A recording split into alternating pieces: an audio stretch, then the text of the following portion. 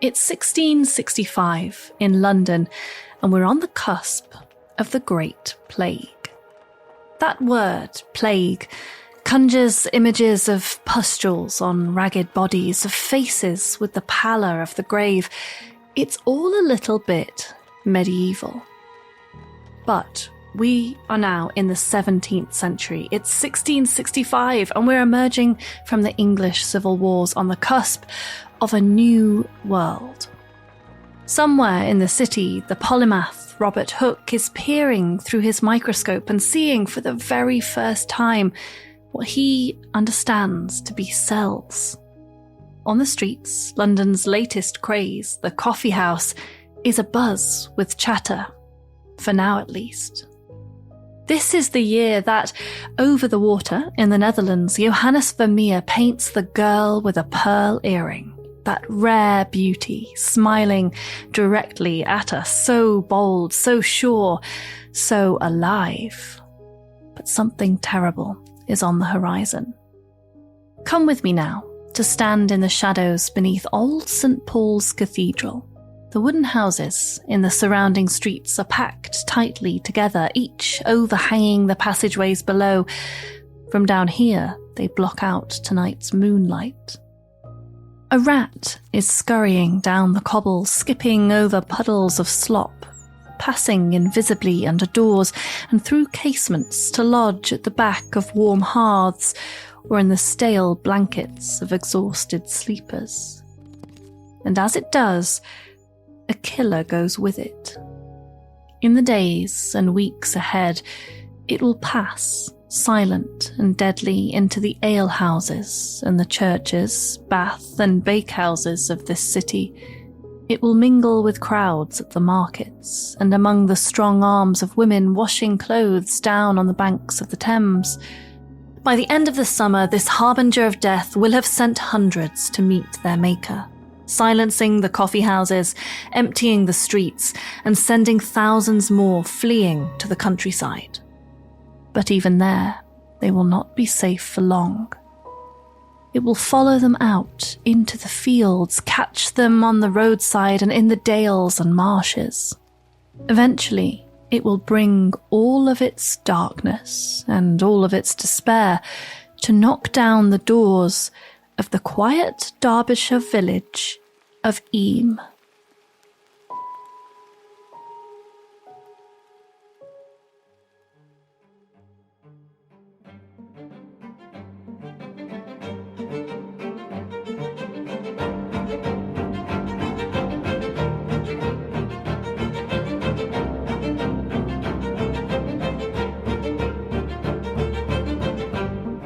Hello and welcome to After Dark. I'm Anthony. And I'm Maddy, and I'm dying of plague. And this is why this is an appropriate episode. This is the first of two episodes that we're doing on Eyam, the 17th century plague village in Derbyshire. And some of you might know something of this history. I do not. This is all brand new to me. This is not a history I'm familiar with at all. So I'm learning from Maddy as we go.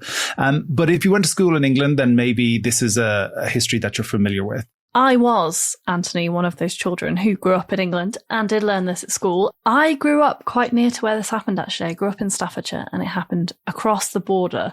Very dodgy. They're strange over there in Derbyshire.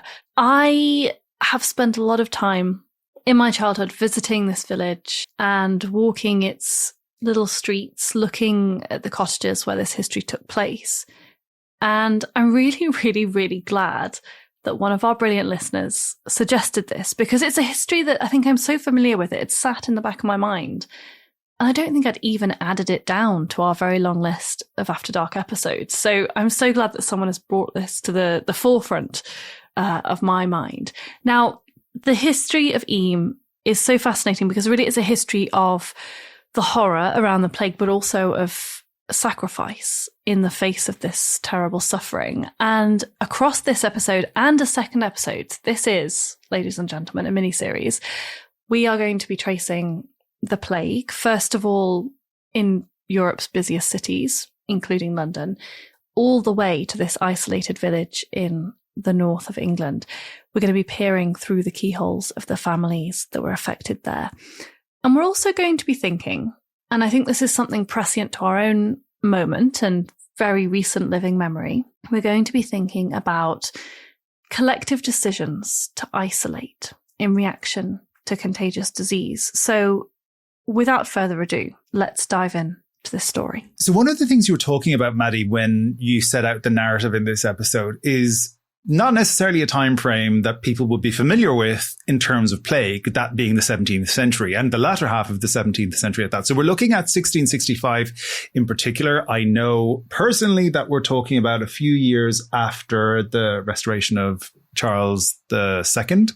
But tell us a little bit more about what's happening in England at this time. Sure. So yeah, as you say, I think we kind of associate plague more with the medieval world. We can all picture the Monty Python sketches, and that sort of very, I'm sure any medievalist would say that this is not necessarily historically accurate, but that kind of grimy, dark world of the medieval period. But we are here in the second half of the 17th century. This is a moment when we're emerging from years of civil war and chaos. Charles I has been executed in 1649, and his son, Charles II, is restored, as you said, Anthony, to the throne in 1660. It's a very turbulent time. It's a time when the national character in England is being completely reassessed. This is a nation that has chopped the head off its monarch and rethought itself, been under different rule. It's rethought its hierarchies, its land boundaries, right down to sort of the way that individual parishes operate and who's in charge, who holds power. All of that has changed in the last few decades. So that's kind of the moment that we're at. England is at war with the Dutch as well during this period. So there's a burgeoning need for naval power, and a lot of the battles that are being fought with the Dutch taking place at sea. There's a question mark as well over, I suppose, the horrors that are going to come. So we're in 1665. We are on the precipice of a monumental year, 1666. The following year, we're standing firmly in 65 for now, but in 1666, we're going to get the Great Fire of London. We're going to get the plague at its height, at its most virulent. And there are going to be all of these bad omens coming.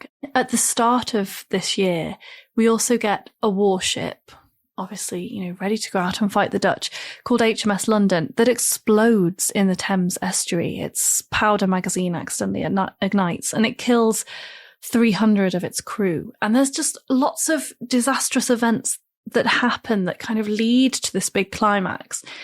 And there's a question mark over all of this, and people are getting very nervous. There is this idea that maybe killing Charles I is going to have some repercussions, that God isn't happy with the people of England.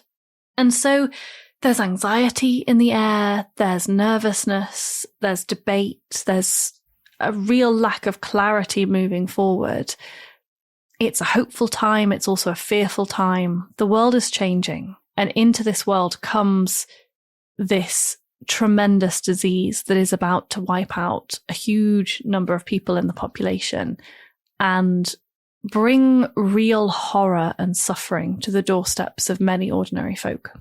So the first thing that's occurring to me as I listen to some of these details is that I need to add Eyam as a place I need to go and visit, which I have never been to before. I presume, Maddy, I need to go. You really do. It's in the Derbyshire Peak District. Yeah, I haven't done much Peak District. Okay. It's a sort of part of a string of really beautiful villages. And they have this lovely sort of golden coloured stone. It's all very iconic. It's all very pretty. And it's kind of, dare I say it, and I'm sorry to everyone in the north saying this, but it's a little bit Cotswolds-esque. Yeah. It's very, very beautiful, very rural. I love it. I will say, I did accidentally once go on Halloween, quite by accident. I was driving, accidental Halloween visit. I was just driving with my husband around the peaks, and we'd gone to do some walk with dogs, and we sort of passed by on the way back and thought, do you know what? Let's go there. And, he's, as I've said before on this podcast, probably multiple times, he's a long-suffering, husband of a historian who likes spooky stuff. So he's no stranger to stopping on a road trip and having to get out and look at something incredibly macabre and miserable for everyone else. And luckily for me, he doesn't enjoy that as well. So we stopped and we walked around, and it was the most heavy, oppressive autumnal day, and the light was dying. We walked around this village, and we're going to talk about this across these 2 episodes, but the village really wears its history on its sleeve. When you get there, it looks incredibly beautiful, but everywhere there are these plaques outside the cottages associated with the plague that tells you who died and when they died. And it really sort of maps out for you how that disease spread. It's a very interesting place. You would love it. Oh, yes, please. That sounds incredible. But the other thing that's occurring to me, of course, is that there's no way that this began in Eyam. So can you tell us a little bit about where this is coming from? Yeah, absolutely. So as you've hit the nail on the head there, really, this story and the plague do not originate in this tiny little village. They are spread from the big city, from London. And to tell us a little bit more about plague in the 17th century and in London in particular, we spoke to, or rather our wonderful producer, Freddy, spoke to the brilliant historian Rebecca Rideal, author of 1666, Plague, War and Hellfire. What's interesting about 1665 is that there's an extra long gap between the major epidemics. So in 1665, we have a population that may not have experienced plague before. And certainly when we look at the sources from people that were living in and around London, such as Samuel Pepys, it was shocking and it was surprising for those who were encountering it. He sees houses being boarded up, and it's almost like a novelty to him to see this and to experience this kind of epidemic. In terms of when people started to become fearful, it was gradual. It was actually gradual. As 1665 started, they had no reason to believe the plague would be as huge as it actually was. It started off with a handful of deaths outside the city walls, so in a parish called St Giles in the Fields. So a few deaths happened there. People were monitoring the bills of mortality. The deaths seemed to spread to different parishes, and then finally they entered into the city of London. I think it's at that point that people really started to become fearful, because it's within the city now. It seems to be escalating to a point that it's, we can't see an end to this. And it's by June time that we start to see people leaving London, evacuating the city. People with means do this, tens of thousands. So the population of London is around 500,000, maybe 450,000 at this point. It was depleted to maybe 300,000 by the time we get to the peak plague, which is in August and September. These plague orders are disseminated. They're hammered to posts around the city. They're given out, people can read them. And these plague orders would essentially stipulate that if you have plague, you need to be shut up. And the building would be shut up. So all those classic images that we have from films and things like Monty Python and horrible histories, a lot of it actually rings true. It might sound absurd and really quite horrible, but they did have notices, or the idea was that they would have notices drawn on the front of houses. So Lord have mercy on our souls. They would have that. There are reports of people ringing the bell for bodies to be brought out and put onto carts, saying things like bring out your dead. It's so Monty Python-esque, but it was so real for these people as well. I get a real sense of looking at all of this material is that there was a feeling of despair of this is the unknown. We don't really know what's going to happen. There's references in Pepys's diary to seeing grass growing again on roads within London. And that was really bizarre for him. He thought that was a really strange thing. He thought it was really strange that the streets were empty. And he remarked on the novelty of seeing people returning to London and seeing carriages and the gentry returning, which he thought was curious because he's obviously been so used to things being so desolate. There's also this kind of macabre curiosity. He goes out himself to go and see if he can see bodies. And when he does see bodies in the street, he remarks on it in his diary. And I think it's really hard for us to get our head around, but I do think that's kind of human nature. We're always drawn to the darkness. We're always drawn to the macabre, whether we like it or not, because it gives, in a weird way, it validates life. But then we also get a sense of stories and gossip. Like, have you heard about that person that escaped from the house in X Street? Or did you hear that a number of physicians dissected a plague victim and then they've all died? This was a story in Pepys's diary, which was probably true, actually, which is just so stupid from the doctors to have done it. So there's these stories that are going round as well. As we do now, we like to hear about things. So we have all of that, a real mixture of emotions.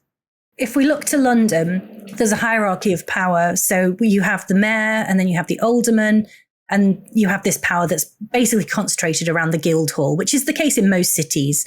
And they put together plague orders.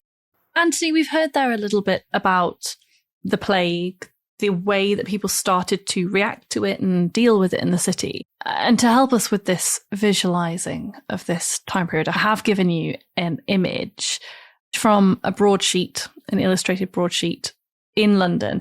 And interestingly, it was created in 1666 towards the end of the plague there. So just talk us through what you're looking, because I think it is just the perfect summary. That's sort of visual disaster language, I suppose. It's really, really interesting. So it's a panel of 9 rectangles, I suppose.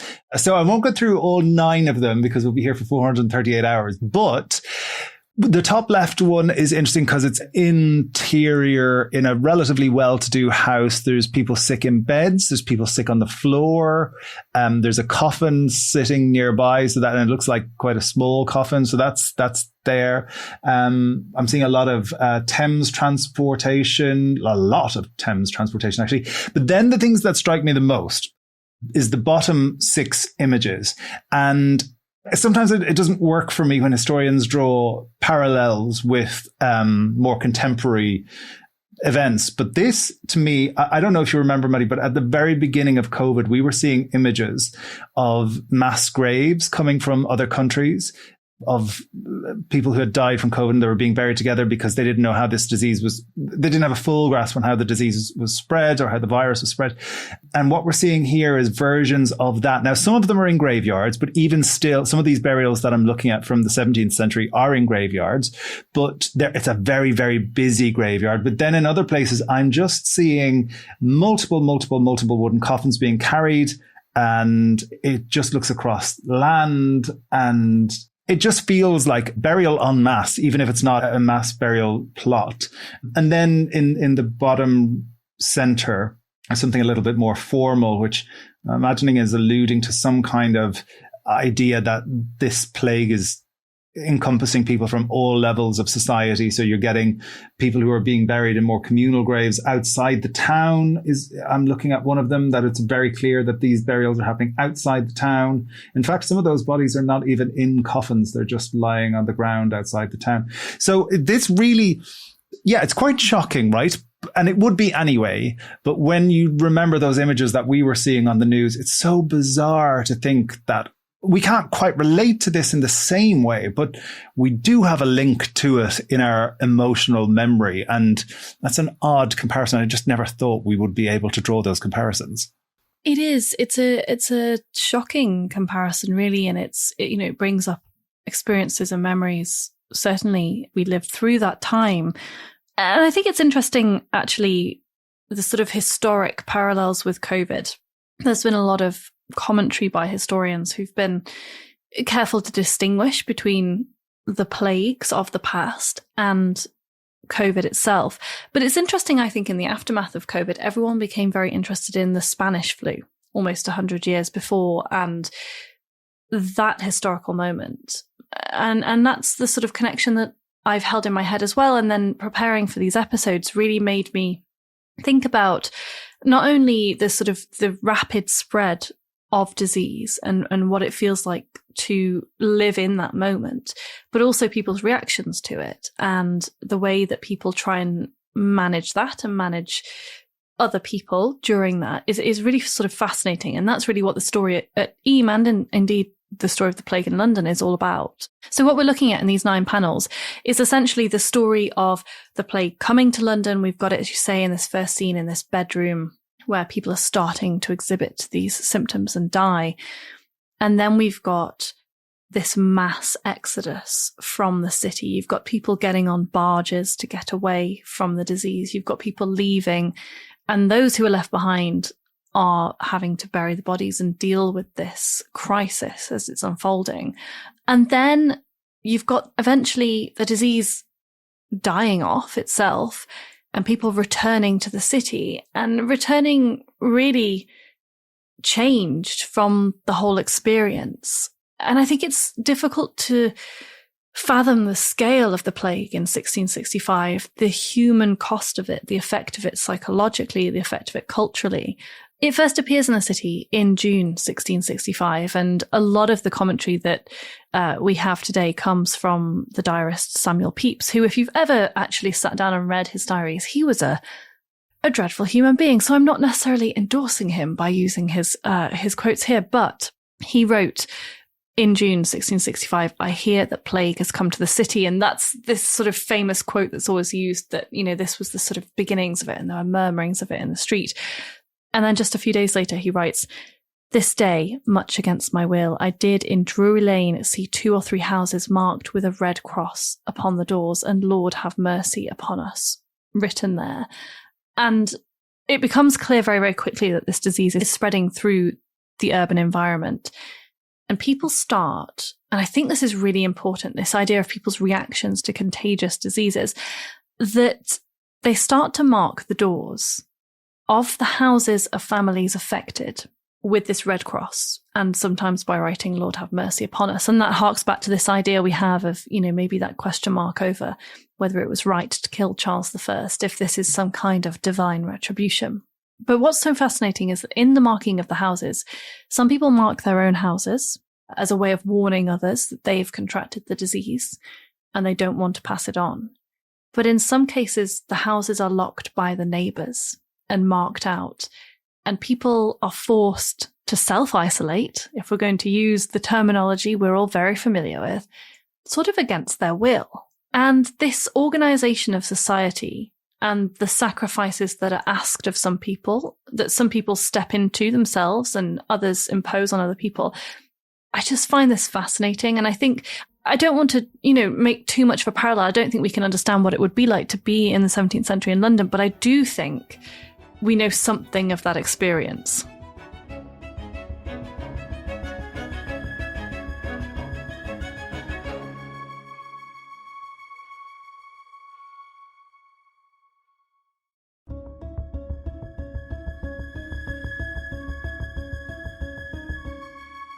I have a few questions then, which I think would be just really good to arm ourselves with before we get into any more detail about plagues specifically.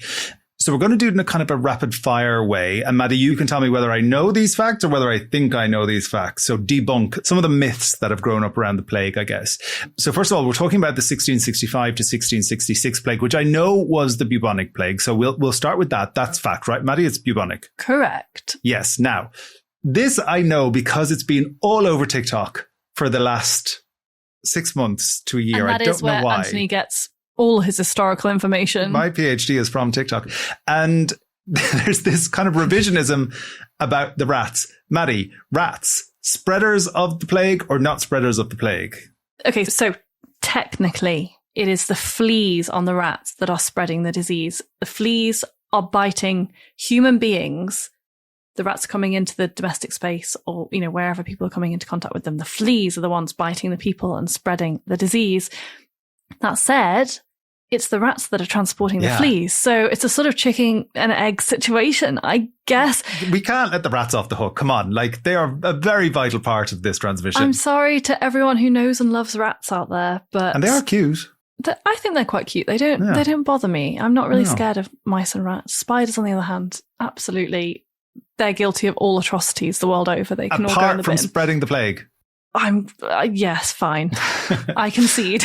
Right. Symptoms then. Do we have what everybody probably knows about? There are swellings, which we all have heard in our primary school history lessons, are buboes, the lymph nodes swell, armpits, groins, neck. That's where we're looking for things. You see them on the dummies when you go to any of those museums that are kind of replicating. Are those the symptoms most associated with the bubonic plague? I'd say those are the most common, yes. But also things like headaches, vomiting and fever, which in the 17th century, I'm guessing could be from a lot of things, including just a hangover. But yes, absolutely. The buboes, these lymphatic areas swelling and blackening, absolutely horrifyingly.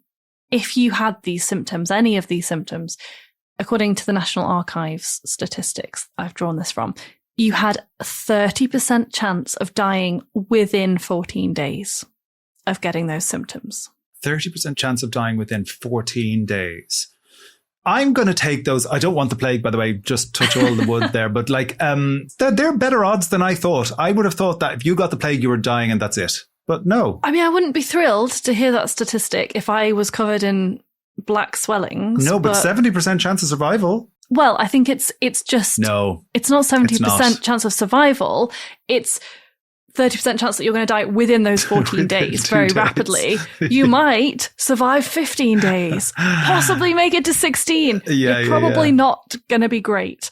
Do you know what? One of the things that really, you asked earlier about like the imagery that sticks with me about the plague. And another one of those things is this bell ringing to mark burials. So, you know, the bell ringing is increasing throughout this period of time because the deaths are increasing. So they're marking all these burials. So that's another kind of great imaginative hook for us to delve into when we're imagining this time. Yeah, absolutely. So the plague becomes worse in the warm seasons, and at the height of summer in 1665, you can hear the bells ringing in London 5, possibly 6 times a day as the dead are being brought out. And the bells, by the way, are to tell people to bring their dead out. It's a signal that this is the time when you can bring the bodies out of the house and dispose of them and put them to rest. There's one myth that we need to bust because I think it's quite pervasive. And so I'm going to ask you it as a question.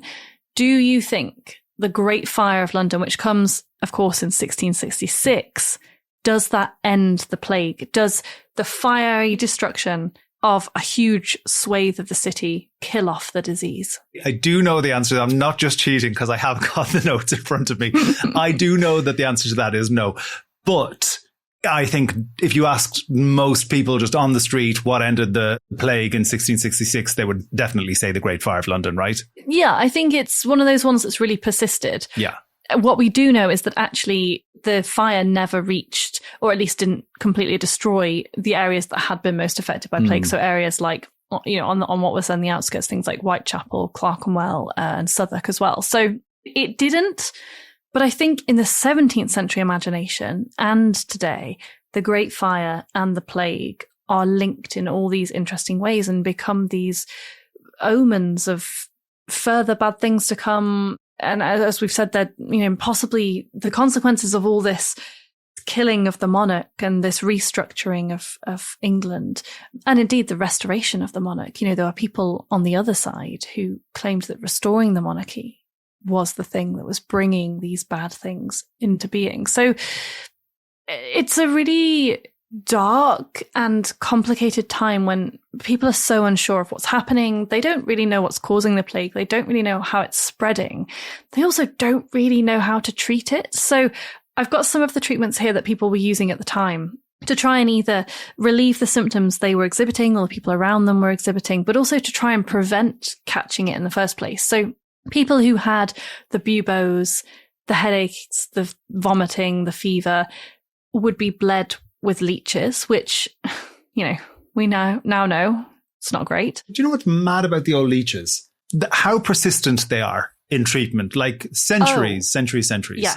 And I mean, leeches are still used in some treatments today, but how concretely, scientifically they were used, we are talking about centuries in the past where they're bleeding people. I was writing about some leech cellars the other day at the beginning of the 19th century, and I didn't know this until I did this research, that actually to catch leeches, because you think of them in the sort of medical jars in a doctor's room or something in the past, but actually to catch them, one would have to expose one's legs, pull up your trousers or your skirt, wade out into a bog, and let them attach themselves to you. And then you would pick them off once they'd had their little feed of you, put them in your jars or whatever you'd brought, and then sell them on to medical establishments. Not a great job. Have you ever had a leech? Have I ever, had one attached to my body? Yeah. Have you? Multiple leeches. Yeah, God, I guess, I don't know. Is it growing up in the country thing? Yeah, no, totally. In rivers and stuff. So you go in, like we used to spend childhoods in rivers. And you mean like accidentally? I thought you meant as a treatment, No, as medical no. I'm not that much of an 18th century gentleman. You're so committed to the part. Yeah. The other thing that people in the 17th century thought was causing the spread of the disease was the air. They thought that the air was impure. If it smelled bad, it must have bad stuff in it. And so people would try and cleanse the air in the streets, the air in their homes with smoke, with burning various things. Children were encouraged to smoke pipes to ward off this bad air. I once heard Susanna Lipscomb on her History Hit podcast, Not Just the Tudors, talk about how there was a child at, I'm going to say Harrow, it was either Harrow or Eton in the 17th century, who got in trouble at school and was punished, possibly caned or whipped, for not smoking his pipe. Oh, right. Whatever's cool at the time, guys, I guess. The other thing, and we're going to see this in Eyam as well as in London, was vinegar. Vinegar soaked into cloth for the smell, but also vinegar as a cleaning agent. And I think that's interesting because presumably that has some, we still use vinegar to clean things now. But again, I want to just come back to this idea of stopping the spread and to return to the dreadful Samuel Pepys. He talks so much about the city emptying as people begin to flee out. So the King, Charles II, flees to Oxford, for example, and people head off into the countryside to try and escape what's happening. By the middle of the summer in 1665, 700 people are dead, according to Pepys. And this is sort of at the height of the first big wave, I suppose, of this. The streets have emptied of living people. The dead are being brought out and sometimes just abandoned. And people are shutting themselves in their homes, are sometimes doing that, as we've said, because their neighbours have locked them in, but also to try and save their communities. I think that's fascinating. I have a quote here from Samuel Pepys, and he says, "I'm out of doors little, to show, forsooth, my new suit. Why is that his main concern? I mean, we all bought clothes in the lockdown and wanted to show them off and had nowhere to wear them, but honestly." But he says he went to see poor Dr. Burnet's door shut, but he hath, I hear, gained great goodwill among his neighbours, for he discovered it, the plague, himself first, and caused himself to be shut up by his own accord, which is very handsome. So, there's this kind of feeling that people, there's certainly, the state isn't imposing this on people, but in these pockets around London, there's this sense that people are taking responsibility, trying to stem the flow. But of course, as we know, that's not going to be hugely effective in the face of this very contagious disease.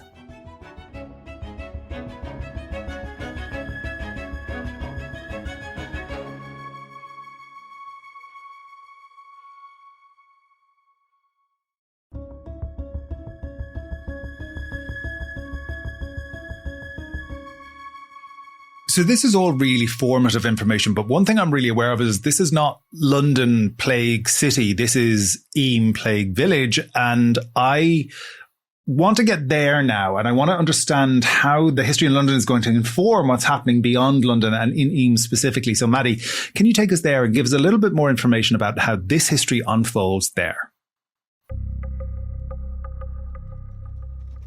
It's the late summer, or rather early autumn, of 1665, and a cart trundles along a dirt track in the Derbyshire countryside, 150 miles away from the capital.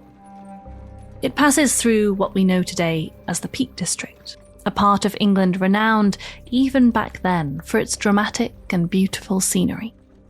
Indeed, in 1636, the philosopher Thomas Hobbes called it the English Alps, where plentiful rivers flowed past hills that emulate the sky, and giant caves unto the sun unknown yawned terribly like the openings to hell. The cart is piled with packages. Among them is a large box containing a bundle of cloth that began its journey in London and is on its way to the tailor of the village of Eyam.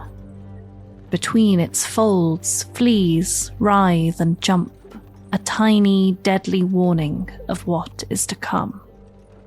But we're not there yet. The fateful box bounces along, rocked by the motion of the cart as its driver enjoys the view.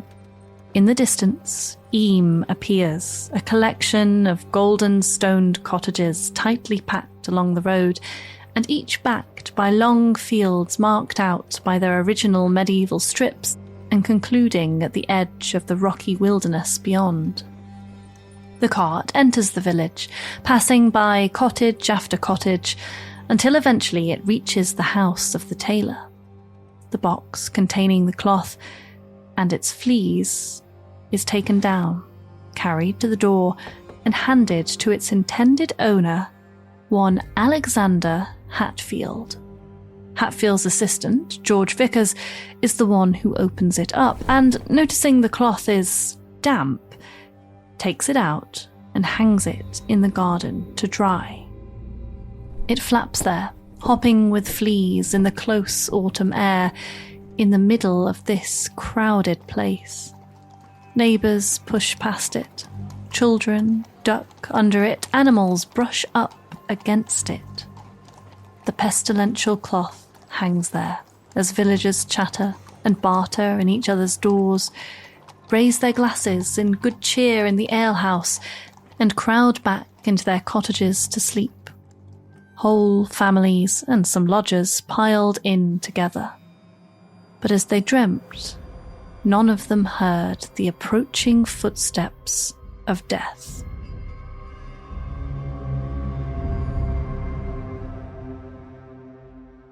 Come through pestilential cloth. That is the best two words I have ever heard used together in my entire life. Maddy, before we get into talking about Hatfield's house, which we will, and I'm very excited to talk about that, just give us a brief overview of what we need to know about Eyam itself at this time.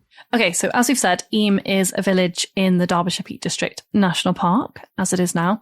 It's somewhere between Buxton and Sheffield. And Eyam itself has a population today of around about 1,000 people. So it's a small place, small but perfectly formed and very pretty.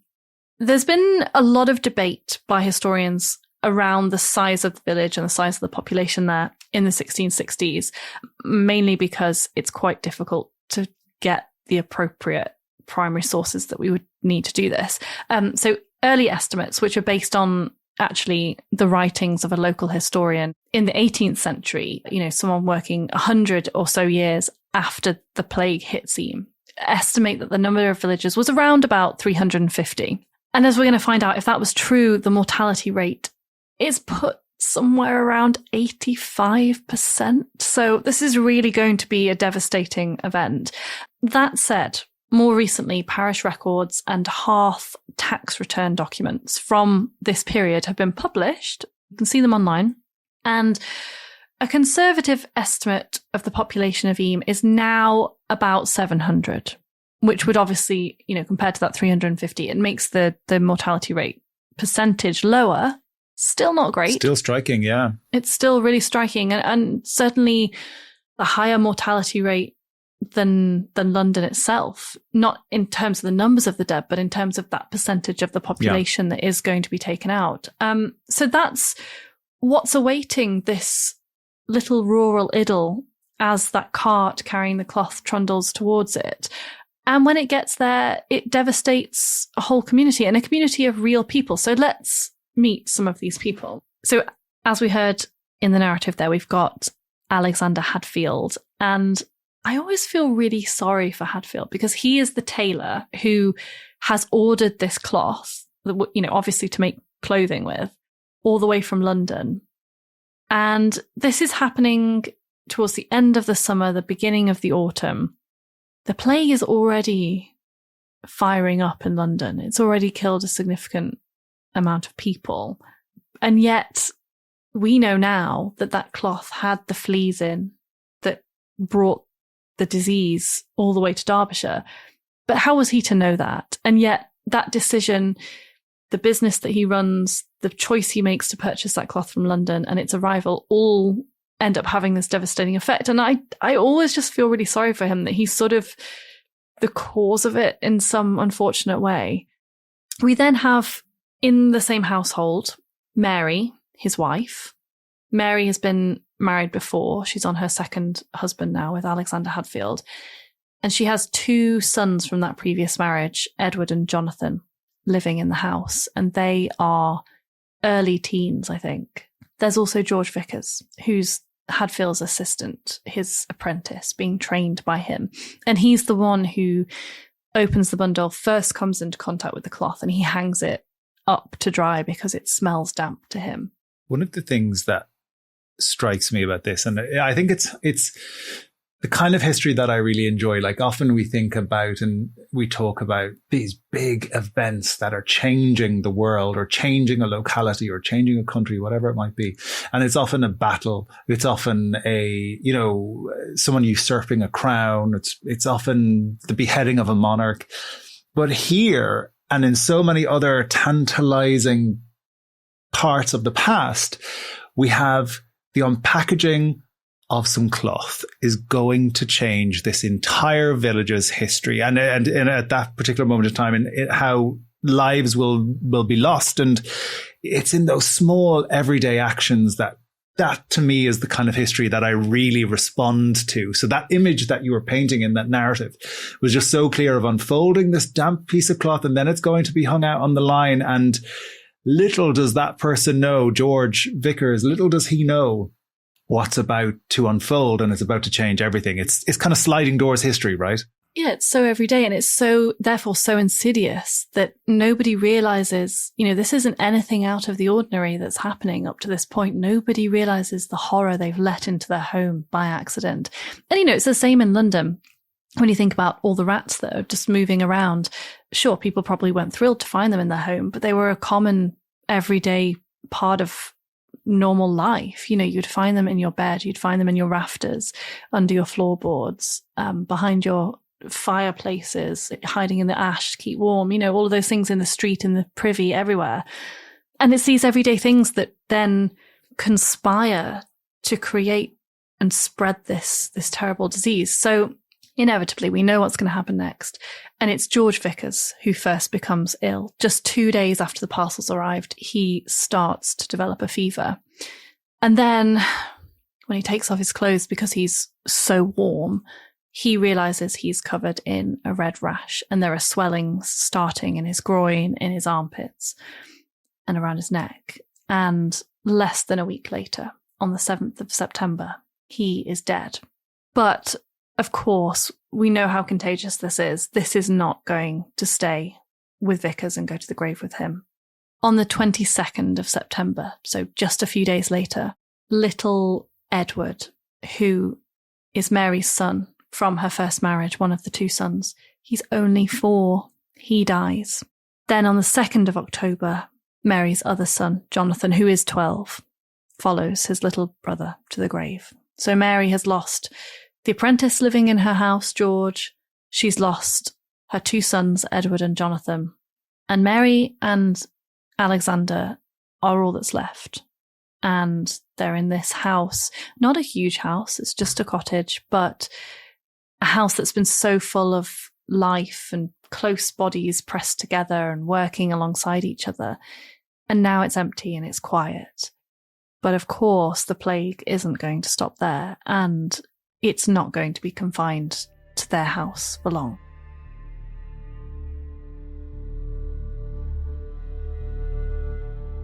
A few days before the fatal box of cloth arrived in Eyam, the village was in the midst of its annual Wakes celebration.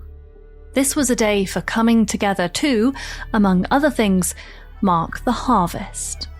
There would have been dancing and drinking, glasses raised in the air as they wished each other well. Then the pestilence began to spread. A week after the Wakes, George Vickers died in agony with plague spots on his chest. By the end of the month, 6 people had perished, and by now the villagers knew the fatal disease was plague. Their hearts must have filled with dread, knowing the old enemy was back. It jumped from house to house, family to family. The Siddles and Torres family, the Baines and Coopers and Thorpes, all decimated. The disease was, in some measure, checked over the harsh winter of 65 into 66, but in the following year it would spread rapidly, leaving the village nearly desolate. What a difference a year can make. By the time the day that ought to have been the wake's celebration came around again, in 1666, the disease had reached the height of its destruction and malignancy. No one thought of dancing. All now expected death and had no hope of escape. Because by then, the villagers of Eyam had taken a decision.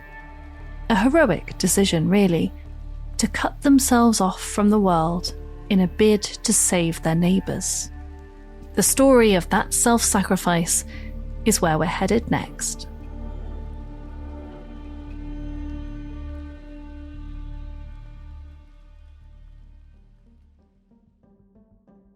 Well, there ends the first of 2 episodes on Eyam Plague Village. As the plague spreads from 1665 into 1666, the inhabitants of this village are about to take a drastic, but as Maddy mentioned there, a heroic step in an attempt to curb the spread of the plague. Join us again next time on After Dark when we continue this dark history of Eyam Plague Village.